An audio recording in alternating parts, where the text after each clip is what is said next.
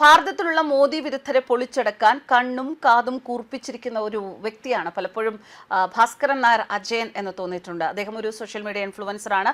പലപ്പോഴും കർമ്മയുടെ പല വീഡിയോകളിലൂടെ അദ്ദേഹത്തിൻ്റെ പല പോസ്റ്റുകളും നമ്മൾ വീഡിയോകളിലൂടെ പ്രേക്ഷകരുടെ ശ്രദ്ധയിലേക്ക് കൊണ്ടുവന്നിട്ടുണ്ട്. ഇപ്പോഴും കഴിഞ്ഞ ദിവസവും അദ്ദേഹം ഒരു പോസ്റ്റ് എഴുതിയിരിക്കുകയാണ്. ഇതിൽ ഇറാനോട് വളരെയധികം സ്നേഹമുള്ള ഭാരതത്തിലെ ചില വ്യക്തികളെ വലിച്ചു കീറുന്നതിനോടൊപ്പം തന്നെ എന്താണ് ഇറാനിലുള്ളവർ ചിന്തിക്കുന്നത്, ഇറാനിലുള്ള അവിടെ ജീവിക്കുന്ന ആളുകൾ എന്താണ് ഇറാൻ ഭരണകൂടത്തെക്കുറിച്ച് ചിന്തിക്കുന്നത് എന്നും അദ്ദേഹം വ്യക്തമാക്കുന്നു.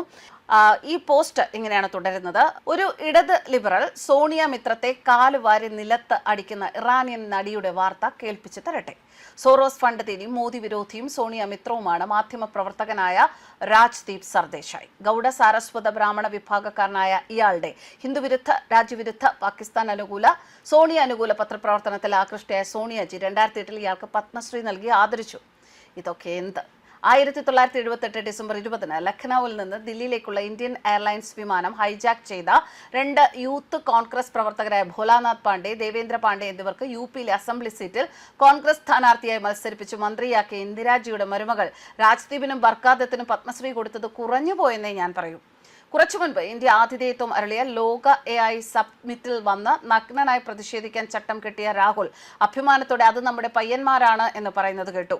വിദേശ രക്തത്തിൽ പിറന്നവർക്ക് രാജ്യസ്നേഹം ഉണ്ടാകില്ല എന്ന് ആയിരക്കണക്കിന് വർഷങ്ങൾക്ക് മുൻപേ ചാണക്യൻ പറഞ്ഞതും മറക്കണ്ട.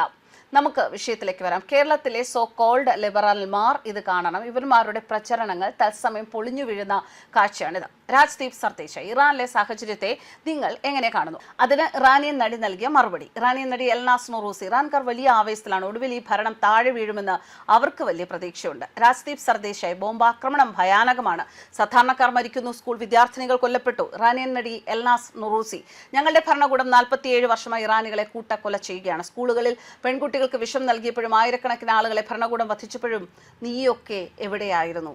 രാജ്ദീപിന്റെ മുഖഭാവം ഒന്ന് നോക്കൂ എന്ന് അദ്ദേഹം പറയുന്നുണ്ട് ആ ചോദ്യത്തിൽ.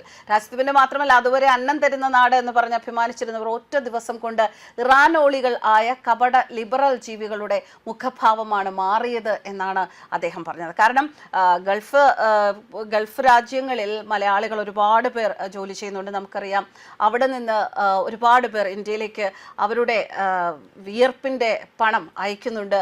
അങ്ങനെ ഒരവസരത്തിൽ അന്നം തരുന്ന നാട് എന്ന് വിശേഷിപ്പിച്ചിരുന്ന ഗൾഫ് രാജ്യങ്ങളെ ആക്രമിക്കാൻ ഇറാൻ മുന്നോട്ട് വന്നപ്പോൾ ഇറാന്റെ ഭാഗം ചേർന്നവരെ കണ്ട് നമ്മളൊക്കെ അന്തം വിട്ട് നിന്നതാണ്. ശരിക്കും കാര്യങ്ങൾ മനസ്സിലാക്കാഞ്ഞിട്ടാണോ അതോ മോദി വിരുദ്ധതയാണോ അവർ ഇതിലൂടെ പ്രകടമാക്കുന്നത് എന്നായിരുന്നു അവിടെ ഉയർന്നിരുന്ന ചോദ്യം. എന്തായാലും ഇത്തരം കാര്യങ്ങൾ, ഇത്തരം കപട മുഖങ്ങളെ പൊളിച്ചെടുക്കുന്ന ഒരു വ്യക്തി തന്നെയാണ് ഭാസ്കരൻ നായർ അജയൻ. അദ്ദേഹത്തിന്റെ ഫേസ്ബുക്ക് പോസ്റ്റിലൂടെ അത് പലപ്പോഴും നമ്മളെല്ലാവരും മനസ്സിലാക്കിയിട്ടുള്ളതുമാണ്. ഇതും അത്തരത്തിലുള്ള ഒരു പോസ്റ്റ് തന്നെയാണ്. ഇത്തരക്കാർ, അതായത് ഭാസ്കരൻ നായർ അജയനെ പോലുള്ള വ്യക്തികൾ നമ്മുടെ സമൂഹത്തിൽ വേണം. കാരണം അവിടെയും ഇവിടെയും നിന്ന് പല നന്മയെയും കുറ്റം പറയുന്നവരുടെ ഇടയിൽ ഇതുപോലെ എന്താണ് സത്യം എന്ന് വിളിച്ചു പറയാൻ ചങ്കൂറ്റവും കരുത്തും ഉള്ള ആൾക്കാർ വേണം.